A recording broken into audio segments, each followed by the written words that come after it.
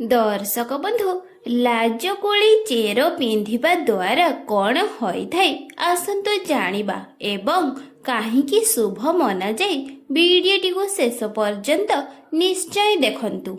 आपण माने लाजकोली गछ विषय रे निश्चय जानिथिबे।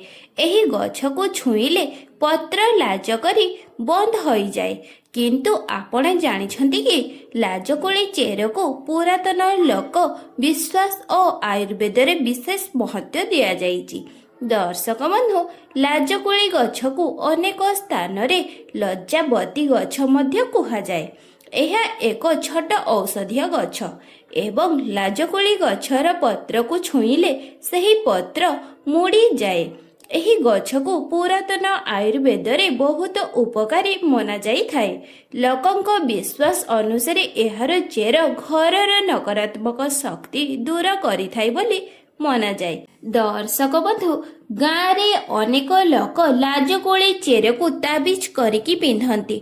लोकंक विश्वास अनुसार नकारात्मक प्रभाव रक्षा मिले एवं मनरे साहस और सकारात्मक भावना बढ़े एवं भय और अशांति कमी थाए और घर रे सकारात्मक परिवेश रहे।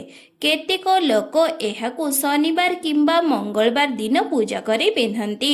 एहा एक धार्मिक और पारंपरिक विश्वास उपरे आधारित। दर्शक बंधु आयुर्वेद रे लाजकोली गछर पत्र मूल और चेर को औषधीय गुण रे भरिथिबा बोली मना जाए।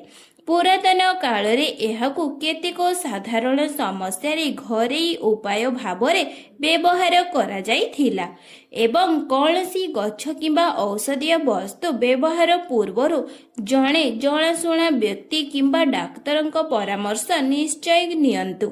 तेबे दर्शक बंधु लाजकोली चेर को नहीं अनेक पुरातन विश्वास और महत्व रही। एहाकु शुभ मानती तो केही औषधीय गुण पई एहाकु जानती। तेबे दर्शक बंधु आशा करुची वीडियोटी निश्चय भल लागिबो। वीडियोटी भल लागिथिले वीडियोटी को गोटे लाइक सब्सक्राइब निहाती करंतु। जय जगन्नाथ।